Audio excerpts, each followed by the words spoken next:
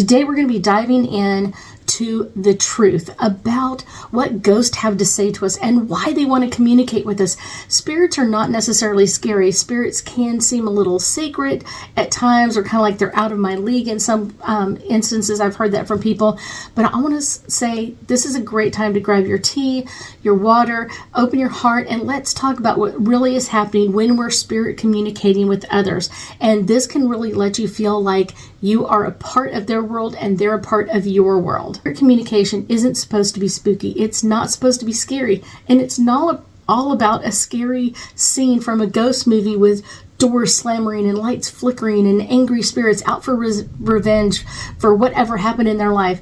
Usually that's really Hollywood's version of it. A real medium, a real psychic medium is going to be putting this into a very sacred energy, a very personal or deep healing information. Love continues beyond the veil, and I tell people that all the time. Whoever loved you in life loves you on the other side.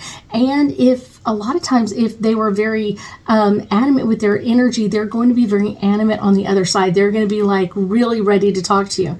Love is all about their communication. That is what they really want you to know, is like, I'm still here, I still love you, I still care for you. And when the truth is out and it's working for us, it literally melts away the fears and like the disconnections that don't become real. Many people imagine spirits communicating with us in full sentences in a booming voice from the other side, like, here, I want you to know this. It's really not that way on the other side. It's more like spiritual charades in some way. There are some words at times, but it's usually not full sentences. We have to kind of put that together ourselves. Spirits communicate through energy, emotions, symbols, sensations, images in their mind. As trained mediums, we learn to kind of interpret those signals and turn that into information or a story or a few paragraphs. Sometimes it's a smell of a cigarette, smoke from a grandfather, or in my case, a cigar. And it can be a flash of a memory. And sometimes that memory can be just a few seconds, 2 or 3 seconds to 5 or 6 seconds. But it's one of those, I have to interpret that information and give it to the client. And it's kind of like a different way of thinking about it. Spirits don't use words necessarily. They use knowing. They usually come through your claircognizant gift. Mediumship is often more claircognizant than it is necessarily clairsensitive or clairaudient or that sort of thing. It's one of those, it kind of comes in a mixture of them, but I will tell you probably the one I use the most is the claircognizant gift. And no, not every spirit is tucked in a haunted place. Most spirits are at peace. It's one of those, they're not like stuck in that building. They're not stuck in that room where something bad happened to them or the place that they passed. They're not necessarily stuck there. Sometimes they do believe that they are stuck, but it's not very often. They visit us because they love us and they don't want us to be afraid of them. I guarantee you, I've had so many ghosts tell me, I scared her at one point and I don't want to do that again. I'd rather not be that close to her in life, so I don't scare her anymore. And it's like, she really wants you to come again. And they're like, but I don't want to scare her. That's really how important it is. I'd rather go the rest of their life not talking to them instead of scaring them. That's how important it is that they don't scare us or kind of like connect to our energy in a negative way. Real mediumship is all about healing hearts. Giving those messages that are amazing and to really prove that our loved ones are on the other side and they still want to communicate with us. That is an amazing way. So one of the things I get asked a lot is like, how do the messages come through? Sometimes they come through signs of like feathers, coins, repeating numbers, birds, even songs on the radio. Sometimes they can show up in dreams and their spirits can like step through our subconscious mind and kind of give us some rest or peace or give us that message that just like, now I feel relaxed and ready to go. That's the best way to put it. Sometimes you can feel pressure on your chest or sometimes like a squeeze around your arms like they're trying to give you a hug. That is all your energy coming through from the other side of letting us know that you're still around. Mediumships translate all of this into words. So that's one of the things that I'm going to do another podcast on really soon, of like how to pick the perfect psychic for you, because it's more important to pick the perfect psychic than anything else, because you have to have that great communication with them. You have to have that great way of dealing with their energy or connecting with them. If you feel like they're lying to you, then maybe they're not getting all that information, or they're deciphering the information they are getting in a wrong manner, or they're not getting all of those messages for you. And not every psychic is perfect for every person. That's the best way to put it. So how to tell if a spirit is reaching out to you? I'll say kind of the best one is you are going to have this person on your mind. You're going to get some type of information and you're kind of like, this reminds me of them, or this reminds me of them in some different ways. Sometimes like clients will be like, I saw a car and it reminded me of my grandfather's car, the same coloring or the same lines or whatever it is. Sometimes it's the energy of, you'll get chills in a room. I often get goosebumps, so I know it's like, oop, they just walked in the room. I can feel that energy shift. Even though the room is warm, you'll get those goosebumps, kind of like, oh, here we go again. And sometimes someone will be standing near you and they may not be looking at you. They're kind of looking beyond you. I get this a lot when I'm talking to kids or when I'm talking to animals. Sometimes they won't be looking at me. They'll be looking off at the distance and you're just like, okay, I'm not over there, I'm right here. So why are you doing that? A lot of times they're feeling the energy of someone, or they're seeing the energy of somebody. So it's kind of like, interesting in that area.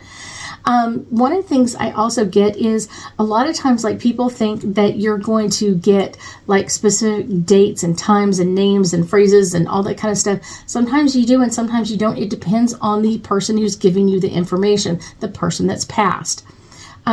Sometimes you will get lights flickering at times, not very often.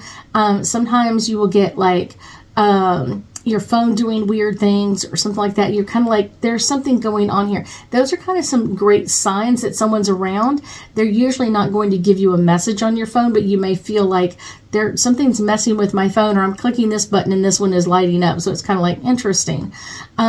Waking up from a dream that felt really, really a real dream of them being around you or seeing what's going on. That can be a great information for us and really be a great comfort to us, not only in our life, but in our day. Kind of like, oh my gosh, they came to me and they gave me this amazing message. I will tell you, trust those moments more than anything else. So many times people say, I think I saw this, or I think I felt this, or that sort of thing. And I'm like, if you didn't know about it, then how can someone else be sure about it? You have to know, like, even if no one else is trusting me, I heard that information, or I felt this information, or I saw this. Even if everybody's going like, I didn't see anything, I didn't hear anything. You have to trust yourself, because that's the first way to start getting messages from the other side. It can be very simple, of like getting your connections in some amazing simple ways. So one of the things I do is I love lighting candles, just because I love candles. It doesn't mean you have to light candles. It's just a great way to lighten the energy around you. I speak to them as if they are right there in the space. I'll often tell my clients, like, I'm going to sound like your big brother, big sister, or something like that, and I'm part of the family. Daddy says this, and they'll be like, you don't even know him. I understand. I feel like I'm part of the communication going on back and forth. Keeping journals about the signs or the dreams that you have and noticing the patterns. Don't beg for proof. A lot of times people are like, I need to know that it's my dad. I have to know that this is happening. And it's not necessarily that way. You'll have that knowing that this is the right person. Usually spirits speak to us aren't really necessarily trying too hard to communicate or keep that deeper sense of communication open with us. I'll say finding a psychic that feels authentic, grounded, and loving is going to be a great one for most people.